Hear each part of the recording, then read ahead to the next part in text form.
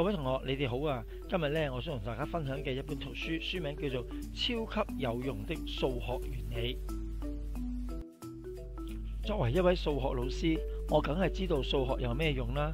但係作者羅列出嚟嘅數學有什麼用，有幾個範疇我都從來冇諗過嘅，真係讓我呢想盡快呢翻閱呢本圖書。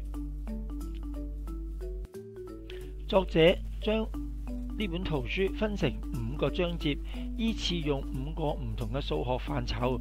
大家閱讀嘅時候可以揀選自己有興趣嘅範疇嚟睇先。你哋又估唔估到我揀咗邊個睇先呢？因為時間關係，我今日揀咗3個章節裏面嘅部分內容同大家分享。喺第一個章節入邊話咗俾我哋聽，原來數數有好多唔同嘅系統嘅。其中有啲數數系統需要用到工具，你同我都有嘅，就係可以用到10隻腳趾啦，我哋嘅鼻哥啦、耳朵啦，全部都可以嚟幫我哋數數嘅。另一個有趣嘅資訊就係關於0至9咁多個數目字嘅。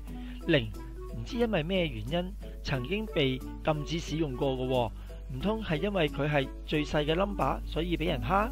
如果大家想知道真正嘅原因嘅話，就要借閱呢本圖書啦。喺第2個章節入邊，作者亦都介紹到點樣用簡單嘅測量嚟量度金字塔嘅高度。大家學識咗之後，亦都可以試下量度下自己嘅住所或者學校嘅高度嘅。如果知道答案嘅話，可以同我哋分享翻。喺第2個章節入邊，作者亦都有介紹到使用圓周率愛嚟測試電腦處理指令嘅速度同埋能力。我覺得呢個對我哋嚟講亦都係一個好好嘅測試。透過朗讀圓周率嘅答案，我哋可以測試到我哋嘅肺活量，即係究竟你有幾長氣呢？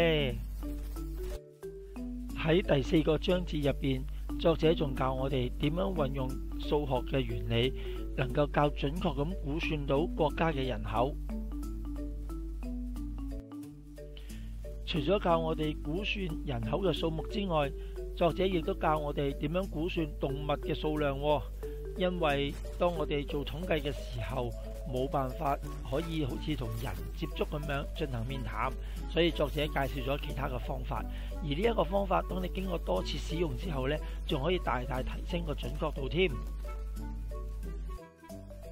作者喺第4個章節入邊，亦都展示咗一個實例，如何使用數據與統計協助治癒呢個18世紀英國嘅流行病霍亂。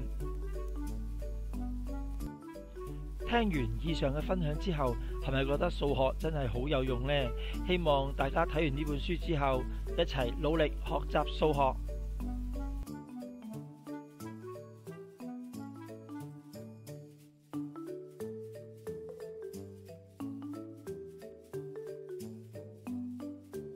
聽完柯老師嘅分享，同學仔係咪好想擁有呢本圖書呢？而家就掃描一下熒光幕上面嘅2維碼，或者撳下影片下方嘅網頁連結，回答3條簡單嘅問題，答中而又喺組會被抽中嘅同學，你就有機會獲得呢本圖書㗎啦。截止嘅時間係1月19號嘅下晝4點鐘，同學仔快啲把握時間答問題啦！我哋下次見，拜拜。